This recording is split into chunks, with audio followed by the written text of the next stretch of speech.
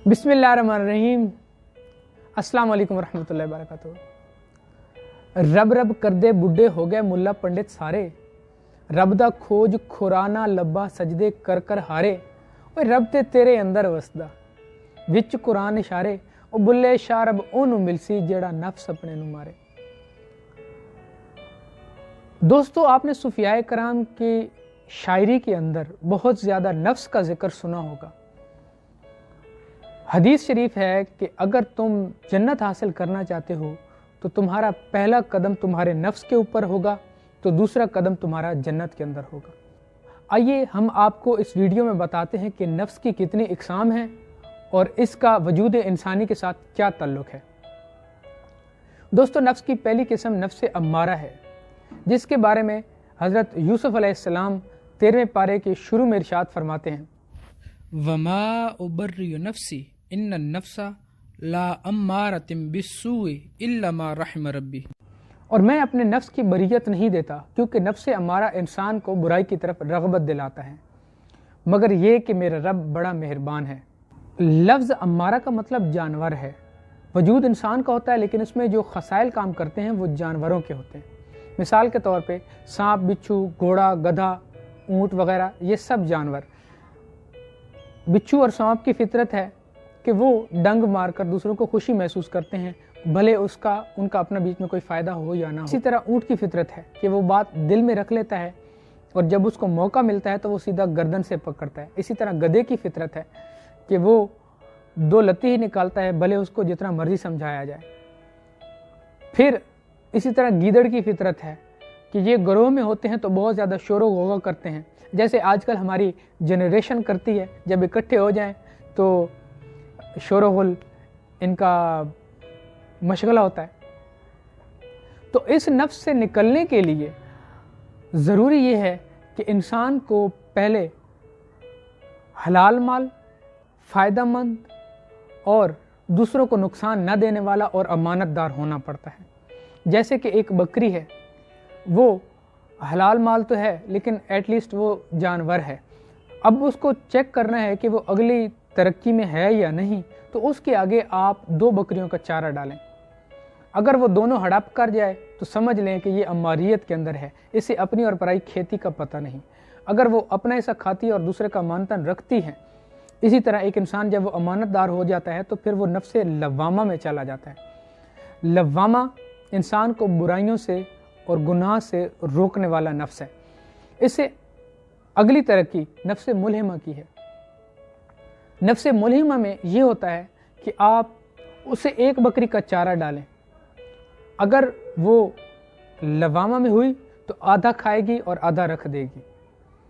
अगर पूरा खा लेगी तो सिर्फ अपने बारे में सोचने वाली होगी, फिर उसका ताल्लुक उसी नफ्स अम्मारा से होगा। अगर वो नफ्स मुल्हिमा में हुई तो यहाँ पर वो सोचेगी कि मैं तो यहीं पे खड़ी हूँ, वो पता नहीं कहाँ से सफ़र करके आएगी, तो क्यों ना ये हिस्सा मैं उसको हदिया कर दूँ।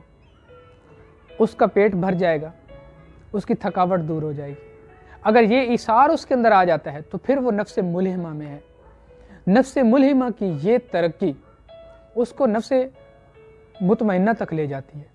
नफ्स मुतमइन्ना में अल्लाह अज़्ज़ व जल इरशाद फरमाता है कुरान हकीम सूरह फजर के अंदर, या अय्युहन नफ्सुल मुतमइन्ना इरजिई इला रब्बिक रज़ियतम मर्दिया फदखुली फी इबादी वदखुली जन्नती।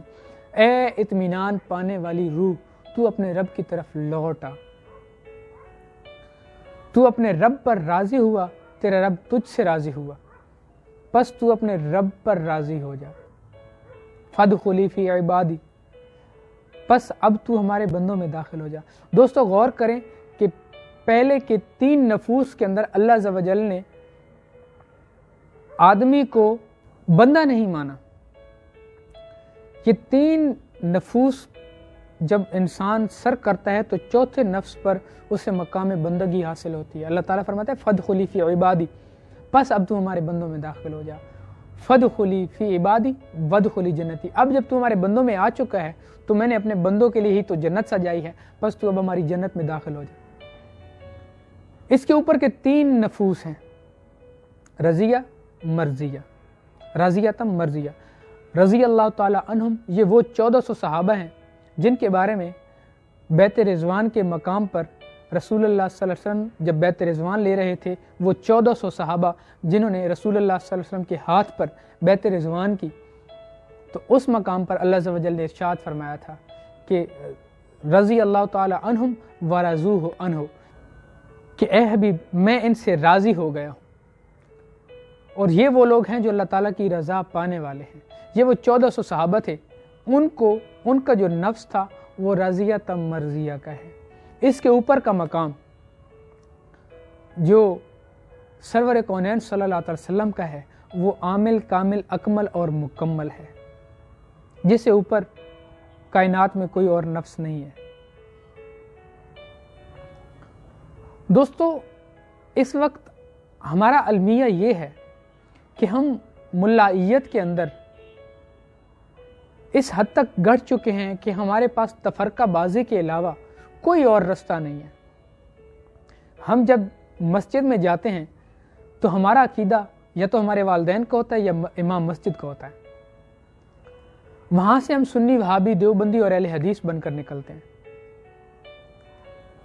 کسی شاعر نے بڑا خوب کہا تھا کہ ایک پاسے میرے رین وہابی، ایک پاسے دیوبندی، اگے پیچھے شیعہ سنی ڈاڈی فرقہ بندی، وچ وچالے ساڈا کوٹھا قسمت ساڈی مندی، ایک محلہ 8 مسیتاں کیدی کراں پابندی۔ دوستو، اللہ تک پہنچنے کا رستہ مسالک سے ہو کر ہرگز نہیں جاتا۔ اللہ تعالیٰ تک پہنچنا ہے تو ومن عرف نفس فقد عرف ربا، جس نے اپنے نفس کو پہچان لیا اس نے رب کو پہچان لیا۔ اپنے نفس کی پہچان کرنا اللہ تعالیٰ تک پہنچنے کا وہ واحد رستہ ہے جس کو ہم بھلائے بیٹھے۔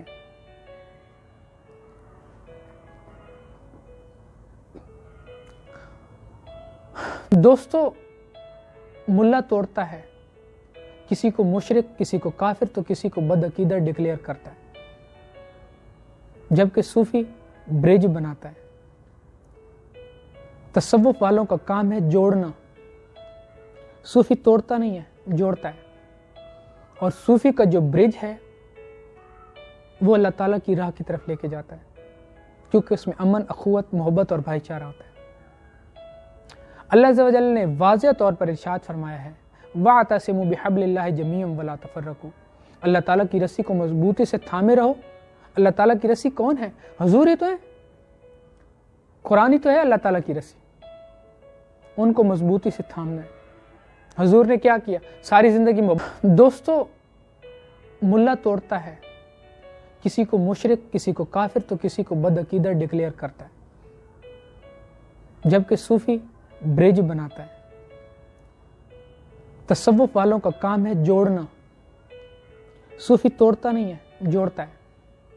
اور صوفی کا جو برج ہے وہ اللہ تعالیٰ کی راہ کی طرف لے کے جاتا ہے، کیونکہ اس میں امن، اخوت، محبت اور بھائی چارہ ہوتا ہے۔ اللہ عز و جل نے واضح طور پر ارشاد فرمایا ہے وَاعْتَصِمُوا بِحَبْلِ اللَّهِ جَمِيعًا وَلَا تَفَرَّقُوا، اللہ تعالیٰ کی رسی کو مضبوطی سے تھامے رہو۔ اللہ تعالیٰ کی رسی کون ہے؟ حضور ہی تو ہے، قرآن ہی تو ہے اللہ تعالیٰ کی رسی، ان کو مضبوطی سے تھامنا ہے۔ حضور نے کیا کیا؟ ساری زندگی محبت کا درس دیا۔ ہمارے پاس کون سے درس ہیں؟ وہ مشرک، وہ کافر، وہ بد عقیدہ، یہ ہمارے القابات ہیں۔ دوستو، بدقسمتی سے ہم اس سٹیج پہ کھڑے ہیں کہ جہاں پر ہمارے پاس فرقہ واریت کے علاوہ اور کوئی موضوع نہیں ہوتا۔ پوری دنیا کے اندر سب سے زیادہ حاجیوں والا ملک پہلے نمبر پہ انڈونیشیا ہے اور دوسرے نمبر پر پاکستان ہے، اور پاکستان وہ واحد ملک ہے جو تبلیغ کا سب سے بڑا مرکز مانا جاتا ہے۔ سب سے زیادہ تبلیغیوں کی جو تعداد ہے وہ پاکستان کے اندر ہے، پوری دنیا میں سب سے زیادہ تبلیغ کرنے والے پاکستان کے اندر موجود ہیں۔ لیکن کیا وجہ ہے کہ اتنے زیادہ حاجی اور اتنے زیادہ تبلیغ کرنے والے ہونے کے باوجود بھی ہمارے شمار سب سے زیادہ ملاوٹ کرنے والوں کے اندر ہوتا ہے؟ میں اکثر سوچتا ہوں کہ ہمارے پاس کس بات کا اعجاز ہے؟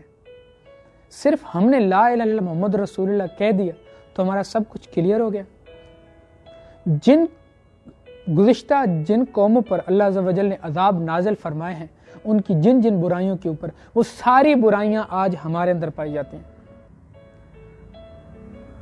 مثال کے طور پہ کم تولنا، ملاوٹ کرنا، جس کے بارے میں رسول اللہ صلی اللہ علیہ وسلم فرمایا من غش فلیس منا، خبردار جس نے ملاوٹ کی وہ ہم میں سے نہیں۔ ہم دودھ کو خدا کا نور کہتے ہیں، اور سب سے زیادہ ملاوٹ والا دودھ پاکستان کے اندر سیل ہوتا ہے۔ آپ یورپ کے اندر چلے جائیں، کسی میڈیکل سٹور والے سے اتنا کہہ دیں کہ بھائی یہ دوائی 2 نمبر تو نہیں ہے، وہ حیرت سے آپ کے منہ کی طرف دیکھے گا، یار دوائی بھی 2 نمبر ہو سکتی ہے، کیسی عجیب بات کر رہے ہیں۔ سوال ہی پیدا نہیں ہوتا کہ وہاں پر 2 نمبر دوائی یا کوئی 2 نمبر فوڈ بیچا جائے۔ نہ تو ان کے پاس قرآن ہے، نہ رسول اللہ صلی اللہ علیہ وسلم کی تعلیمات ہیں، پھر بھی اخلاقیات میں وہ ہم سے اچھے ہیں۔ آپ جاپان کے اندر چلے جائیں، کسی کے پیر کے اوپر پیر رکھ کے دیکھیں، وہ آپ سے ایکسکیوز کرے گا، آپ سے معذرت کرے گا، آپ کو شرمندہ کر کے رکھ دیں گے وہ لوگ۔ اخلاقیات کی جن پستیوں کا ہم شکار ہیں، واللہ رونا آتا ہے اپنی اس حالت زار پر۔ ہنسی آتی ہے مجھے حضرت انسان پر، کار بد خود کرے اور لعنت کرے شیطان پر۔ اللہ تعالی ہم سب کو صحیح عمل کرنے کی توفیق عطا فرمائے۔ وما علینا الا البلاغ۔ السلام علیکم۔